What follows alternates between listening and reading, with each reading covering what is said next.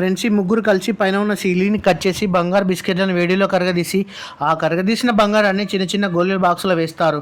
వాటిని లడ్డు సైజులో చేసి వాటిని చాక్లెట్ ఫ్లేవర్లో కలిపి తీసి ఆరబెట్టి నిజమైన లడ్డులాగా చేస్తారు. వాటికి పైనుండి చాక్లెట్ ఫ్లేవర్ వేసి మరియు కవర్ వేసి చాక్లెట్ బాక్స్లో పెడతారు. అవి చూడడానికి రియల్ చాక్లెట్ బాక్స్ లాగా అనిపిస్తాయి.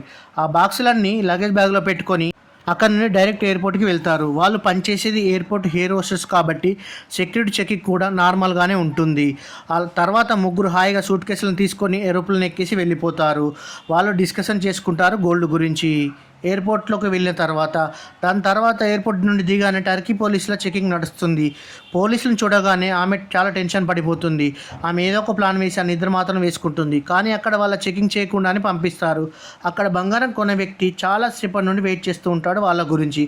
ఆ బంగారం అతనికి చూపించగానే చాలా బాగుందని చెప్పి తలా 30 లక్షలు ఇస్తాడు. వాళ్ళు హ్యాపీతో ఆ డబ్బుతో ఆ సిటీ అంతా తిరిగి ఎంజాయ్ చేస్తారు. నెక్స్ట్ టైం కూడా ఇలానే గోల్డ్ తీసుకొని వస్తారు. కానీ ఆ తర్వాత ఏం జరిగిందో తెలుసుకునే ముందు మన ఛానల్ని సబ్స్క్రైబ్ చేసుకొని కామెంట్లో పార్ట్ 1 కామెంట్ చేయండి ఫ్రెండ్స్.